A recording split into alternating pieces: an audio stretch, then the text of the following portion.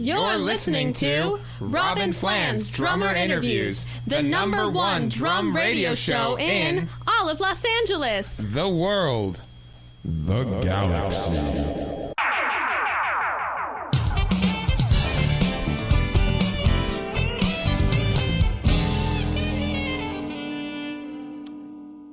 Hi, this is Robyn Flans with Robyn Flans Drummer Interviews, and this interview is sponsored by ePad Practice Pads, the only practice pad with Enduraflex playing surface. And I'm sitting here with my producer and cohort, Ed Eblin. Welcome, everybody. And we are welcoming a very special guest today who is back where he belongs in the drum seat with Tower of Power, and that is Mr. David Garibaldi. And that's because he had a terrible, terrible accident several months ago. And David, I don't even know what to say, except can you tell us whatever you can tell us about what happened to you, and, well, tell us what you can. Well, first of all, Robyn, it's a pleasure to be here. We've known each other for a while, and been, a while since we spoke, and it's just a pleasure to be with you. I'm happy you're here. Regarding the accident, there's not much to say other than, it was pretty horrific, but Mark, my, bass compatriot there, he and I survived it, and I don't know how we did. I think because people were praying. I think that's what happened, and so you were actually hit. You were actually hit by a train. I was. We both were. Yes, we were. I mean, that's just unfathomable. Yeah, it's pretty weird. I mean, nobody could believe that when we heard it. Not something I planned on. That's for sure. I mean, I don't even know who survives that. Yeah, I guess the doctor said we're in a field of two. So, anyway, all's good. I worked hard to get back to where I am today so I could get back to work, and which I'm looking forward to. I already done 3 shows, partial shows, rehearsal shows to kind of knock the dust off, which were really fun. And Herman Matthews was my more than capable sub while I was gone, and God bless him for helping me out, helping the band out. And so now it's get back to things, which I'm really excited about and looking forward to. So I want to talk about, what it took to get back to where, I mean, can you talk about the practicing and what it took to get back to, what did that take? Mostly it was mostly lots of, rehab and doctor's appointments and, all these different things, because I couldn't, I got home from the hospital, I couldn't really walk hardly at all.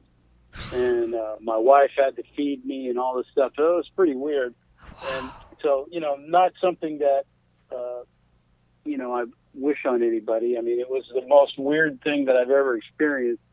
But I spent a lot of time, exercising. I have back to my fitness routine and even kind of got deeper into it. So I feel stronger now than when before the accident happened.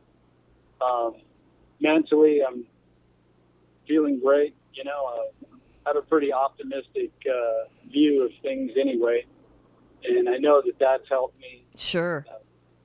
So I would say probably 80% of my time has been with wellness, wanting to get myself back in shape, and then the other 20% of the time was, let's say drums. So the 80% was, family and wellness and sleep and food and doctors and all this other stuff.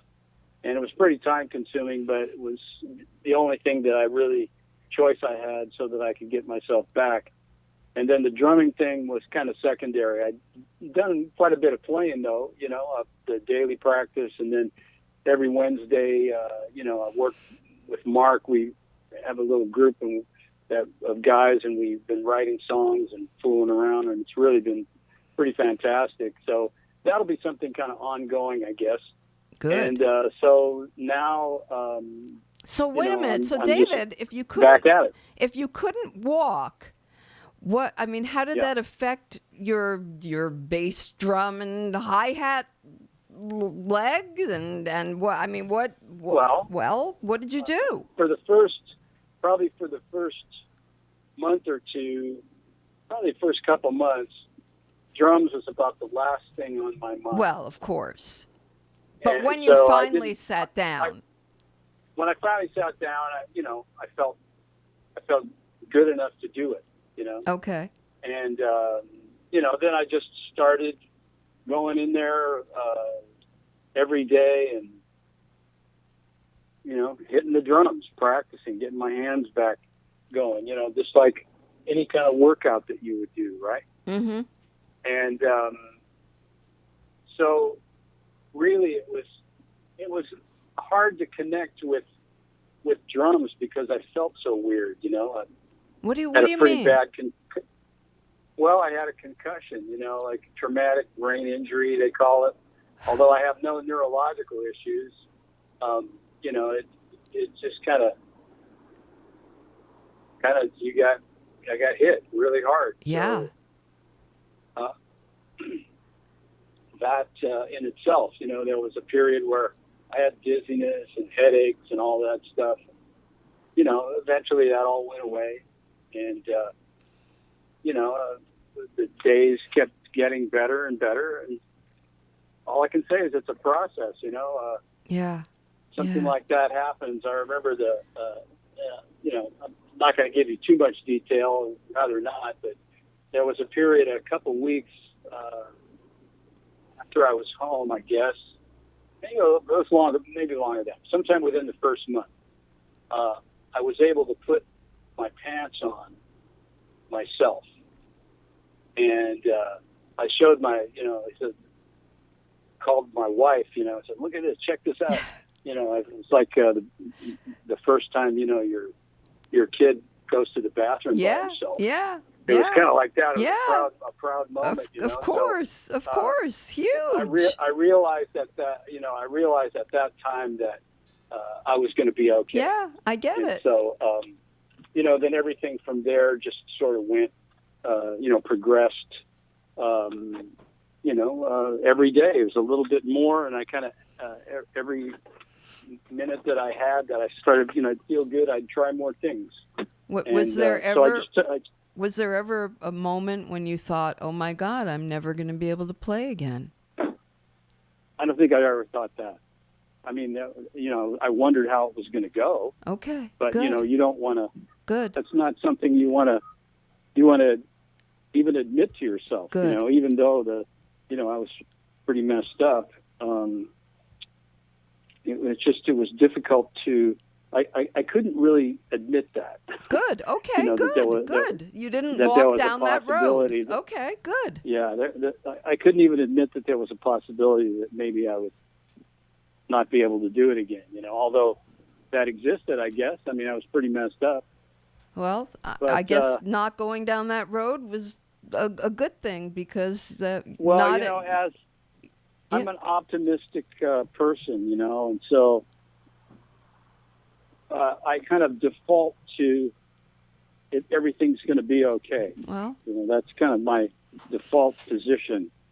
Well, it and served kind you. Kind of naive, I guess. No, maybe it probably served you well.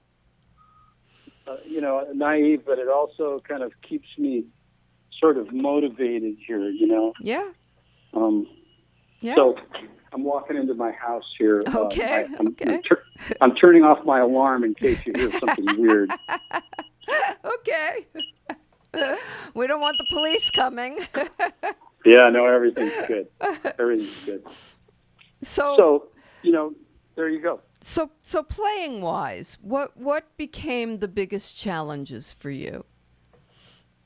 The biggest challenge, believe it or not, when I went to hear the band in the summer, it was kind of my first trip out of the house, really, and I went to hear the band play. They were playing here in Pleasanton, California, and so I'm sitting there listening, and they were playing at this place for 2 nights, and so I went there kind of like a recon mission. I wanted to listen to the band, kind of like reacquaint myself with arrangements and all this stuff, and get the vibe, and then possibly play a little bit. So, you were going to sit in. Yeah, so I'm listening, and I'm going, we played that? Wow. That's what we did? And I started kind of in a way freaked out because I couldn't remember the arrangements that I was listening to. Whoa. And that kind of got me a little kind of going, got me really concerned because I thought, well, wow, did this concussion, knock the arrangements out of my head or something, So I went up to play, and I just played one song, but I remembered everything. I went, wow, that was interesting. Wow. So, I was having trouble remembering things, but then at the same time, when I was in the moment that I had to perform, right, it was all there. It was all there. And so I played then again 2 weeks later with the band. They said, Emilio, Mini, the leader, he says, well, come back and, play some more songs. What do you want to play? So I named some songs, and I went home and practiced, started working on them. And I started to get really frustrated because I couldn't remember. I had to even look at a YouTube video of the song to remember it. And I'm going, oh, that's what we did. Okay, then it started to make sense. But then when I'd sit down and play, I could play the component parts of the song, but I couldn't connect the dots, the sections, the transitions from one section of the song to the other. And it was really, really frustrating. I started to kind of get a little nervous about that. Well, actually, a lot nervous. And then when it came down to show day, I woke up, and pardon my French, but I said, fuck it. Everything's going to be okay. I'm just going to go do it. Yep. And so I get down there to the venue, and I'm feeling pretty relaxed. And then when I went out to play, just before, I said a little prayer and just said, God, thank you for letting me just relax and trust that everything's going to be there. And then I just went and did it. And when I got out there, it was like, it was so peaceful, and I played the whole thing perfectly, the thing that I was all worried about. And then I'm going, okay, so it's in there, but, the injury sort of has kind of like messed with your I head. don't know, it's just messed with your with my, my recall, right? Or just how I feel about things, because you just feel kind of unsure, right? And settled, right? But it's all in there, right? The files are still there. So I started doing the gigs, and I had the same feeling, wow, do I know all of this stuff, And then we would do the sound checks, and I'd do the shows, the parts of the shows that I was playing, and everything was there. Wow. So I just stopped, and then it was the same this last weekend. So I just stopped worrying about it. Right. And, kind of ruminating about it.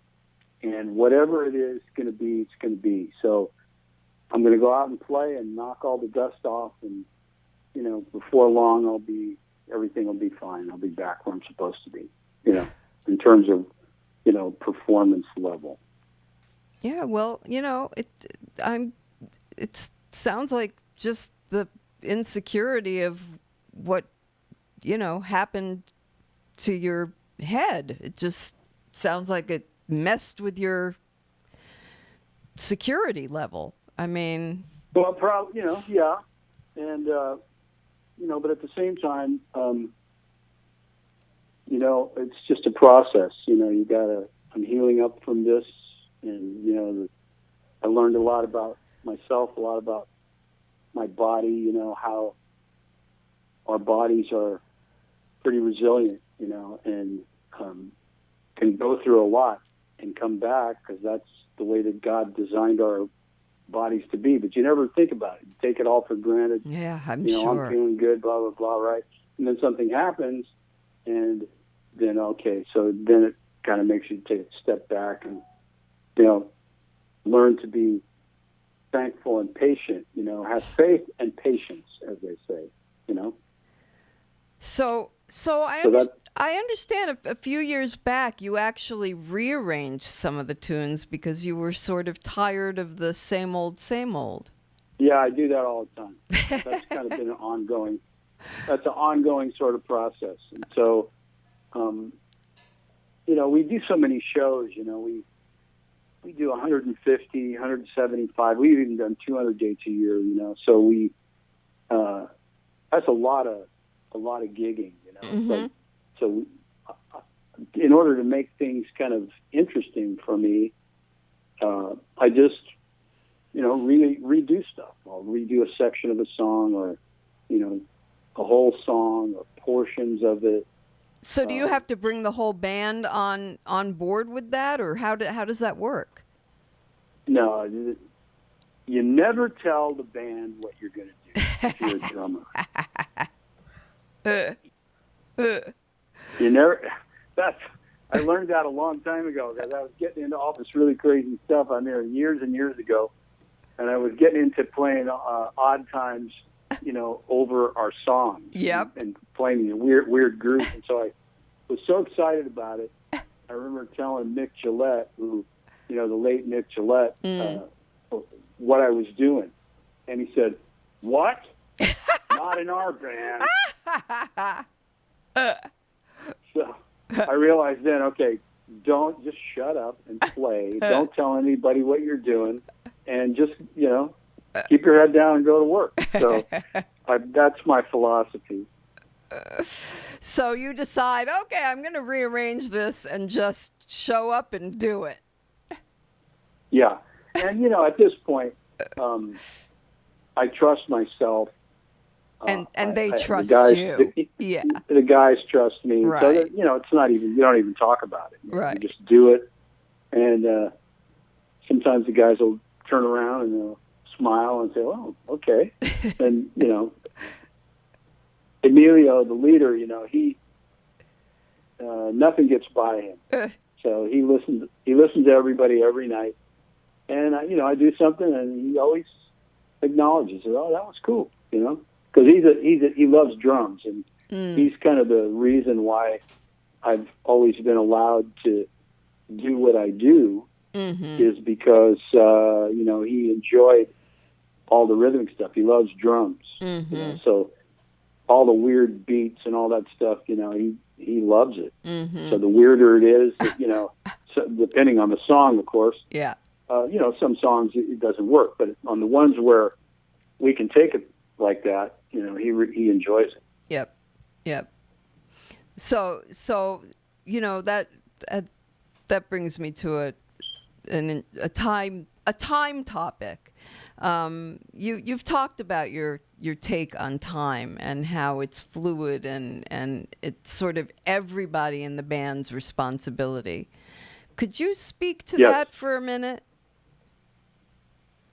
Well, I mean, I think if you're with musicians who are mature, they understand that they're just as responsible for the groove as the drummer.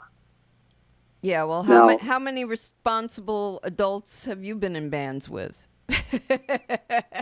Well, I would have to say all of our guys are really well trained, and that's why our band grooves the way it does, because everybody's, you know, is responsible and into it. I mean, it's just like, you know, I think when you gain maturity as a musician, you understand that, you know, time is everyone's responsibility. Well, you're not leaving it up to someone to do it for you. Well, you're pretty lucky. And, well, I mean, all the guys I know, the great musicians I know, that's how they think. The great bands, that's how they think.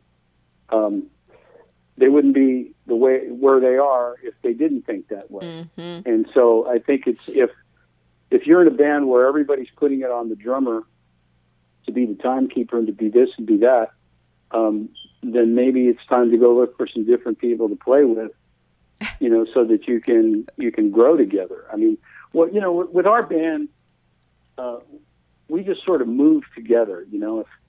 If it slows down, if it speeds up, if it does this, a little bump in the road or whatever, the band just keeps going. We just do. We move together. Mm-hmm. It's pretty amazing. There's a lot of listening involved, which I think is probably one of the great skills that a musician has to have. Is listening. That's what we do. We listen to one another, we play together, we do it together, we succeed together, we fail together. We do it all like that. So the pros and cons of being in a band for so long. I mean, that's obviously one of the pros. Are there cons? Yeah, I would say, I think if you want to play music for a long time, you have to learn how to work with people. You have to listen. You have to communicate. I remember once I did a clinic with Randy Brecker one time. It was like for a Yamaha. It was a whole bunch of high school kids.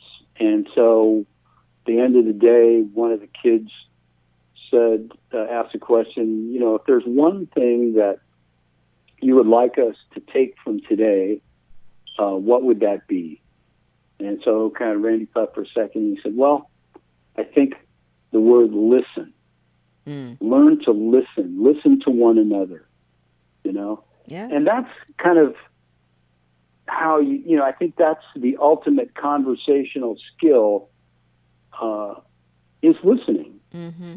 And so, it works when you're, not even playing drums. What kind of a listener are you? The best listeners are usually the best conversationalists. They're the people that they're easiest to be around. Mm-hmm. Mm-hmm. And I think the same goes with with musicians. They just know how to play together because they listen. And I thought that was profound. I mean, that was pretty cool. That's probably I'll never forget it. It made the day. Yeah. Kind of like, wow, that's pretty awesome. Yeah. So, but does it? Being in a band how do you keep it fresh? Is it by going out and playing with other musicians, or what? I mean, how do you keep? Well, for one, I love it. So I don't know how you could be bored doing this. There's so much to learn and so much to do. It's I can't keep it like that. I look at the process of it and stopped looking at the results that I wanted to get. And just when I'm building something, I get into the process, which puts me in the moment. So I'm not ahead of myself. When you get ahead of yourself is when you start having anxiety and worrying, all these things. But when you're in the moment presents to you what's needed. And so, you're working on different things, in your music. The process is right in front of you. What you have to do today. What do you got to do? What do you need to do today? And, your musical needs will always dictate what it is that needs to be done.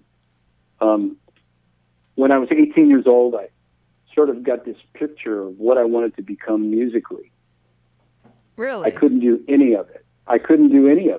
But it was this really kind of knowing and this kind of drummer that I wanted to become. But I couldn't do any of it. What caused that picture to come to your head? Well, I was listening to all these different kinds of music, and I was getting really inspired by certain drummers that I liked. And all of a sudden, I just got this feeling and this picture in my head and this kind of vision of, well, I'll just take something that I like from all these different guys I'm listening to, and that's going to be me. And so I couldn't do any of it. So I just went to work. I started, thankfully I was in the Tower and, coming out, eventually ended up in the Tower, and that helped me to, build even on a deeper level, my musical voice, my musical personality, and, made the path even clearer, So I was meant to be in Tower Power. That's just, I've never been happy anywhere else. I've never really, completely enjoyed, being in other bands, because there's just something about the Tower experience that is unlike any musical experience that I've ever had. Yeah, that was your destiny. When I first went to hear them, before I was in it, they had something going on. When they were just, they had a few original tunes and they were playing covers, but they had a vibe. They had something happening already. They were doing something, that was different and unique already. They were like 18 years old. You know? So that's what I wanted. I saw that. I thought, man, I'm in this. That was my thought when I first went to hear them. I got invited to go hear them. I thought, before I even played with the band, I thought, man, I'm in this. And then that was the vision. And then, and for those who don't know, how did you get in that? In the Tower? Yeah. Two guys that are now passed away, Nick Gillette and Skip Mesquite. They used to come and sit in with the band that I was actually subbing for the drummer. Mike Clark and I were subbing for this drummer, and it just so happened that the guys came in on this one particular night. They came in and they said, we're looking for a drummer. You want to come and check it out? And they were playing. I went to the gig. They were playing at Keystone Corner in San Francisco. Mm-hmm. And I heard them the first time, and I thought, man, this is incredible. As I just said, they just had a cool vibe, and everything that they were doing, I was just really impressed with. So eventually got to play with them not long after that, and it was instant rapport, instant groove, instant everything, Yep. And you helped shape that music. I mean, well, I guess we sort of there was nobody that we how could I say all we knew is that we wanted to be as good as our heroes, and so. We were kind of writing our own rules, you know? And that was, I think, we're like a product of the scene here in the Bay Area during that period, the late 60s, early 70s, with the Fillmore and, all the great musicians and the bands and how creative it was. And you could go out every night of the week and you'd hear music that you'd never heard played before. You're like, guys doing stuff that was kind of blowing your mind, so creative and so unique and cool, not just in the rock and roll thing, but in every kind of music. I know. Yeah. And so that was kind of how we, kind of shaped us, we were, like hippies and kind of creating, and ignorance was bliss. We didn't have a lot of money, but man, we were sure having a good time. Being independently poor. Yep. Yep. Well, but with a vision, for ourselves. And so that kind of, has always propelled the band along, even in the years when, the period of, dope and craziness that the band went through, to come out the other side and still, be relevant Yep. was a miracle in itself, you know. Yeah. I mean, and the longevity, absolutely. Absolutely. Well, it's been a wonderful wonderful reign of a long time, and Well, it's still going, you know. It's yeah, still I going know. on too. Oh, so, I know. which is really great. You know, the band still plays really great. Yeah. You know, it's just cool. You know, it's still a lot of fun. Still a great thing. Well, I know. So to just put a cap on this, and I know you're going off to Europe shortly. Yes. So I'm sure that what you've just been through has given you an interesting perspective on both your life and your career. So what do you think you took most for granted as a player? Well, just that in the blink of an eye, it could be gone. You don't know. You know, I think, you know, life is pretty precious, you know, and that if you have, you know, family and loved ones around you, and, you know, all of those things can be taken away just in an instant. And I experienced that kind of firsthand, you know. We almost died out there, you know, and you kind of wake up and you go, whoa, what just happened here? And then, you know, my wife was like my nurse, you know. I mean, she just took such great care of me, and, you know, no questions asked, was there for me every second, you know, in the hard time of getting all this back together. And it just, you know, drums was not even something I was thinking about. Sure. You know, I was just Sure. happy to be Alive. breathing, happy Yeah. to be alive, happy to look at my wife and my son, you know, my family around me and stuff, and look at them and go, wow. And then, you know, my friends, I mean, my friends would call me, and there's a couple guys, you know, that call me every week, you know, still do. See how you doing, what's going on, you know, and just selflessly asking and, you know, genuinely concerned how I was doing. And, you know, that made such a difference, you know, Sure. in my viewpoint, you know, is that have those guys just looking in on me, and that I felt like, you know, there's people out there actually that care, you know, and so that was motivating, you know. So I don't know, you know, it just, life is precious, you know, make the most of the life that you have. Yeah. Do everything you can do to make your life as great as you can make it, you know, because the sky is the limit if you have a great attitude, you know. Well, I am sure glad that you're here on this planet, David. Yeah, you and me both. We were Thank you. all praying, and I'm. Well, prayer worked. Yeah. It worked. I'm here. Yeah. So thank you. Yep. So I want to really thank you for being here with us today, and I want to thank everybody for joining us, and just so happy to hear your voice, and my cup runneth over, and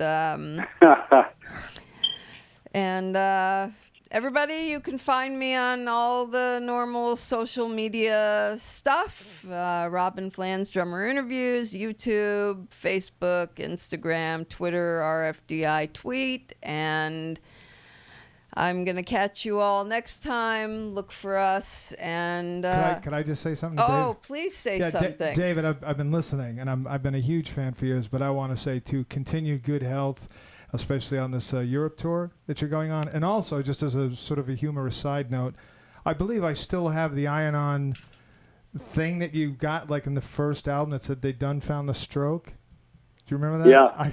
I still have Yeah. I still have that. Oh, that was in the Back to Oakland album. Yes. It was like an iron-on. Yes. It's been worn a lot, and it's a little bit hard to read. I think now it says they done found the oak, so maybe that's a tree. Okay. But I wore it like a good uniform, man, and thank you for all the inspiration. And certainly, like Robyn said, it's my pleasure. God bless you guys. Thank you for having me. It's been an honor to talk with you today. We'll come out and see you sometime. Yeah. And Okay, sounds good. And when this is up, we'll let you know. Okay, sounds good. God bless you. Thank you. All right, God bless you guys. Bye-bye. Bye.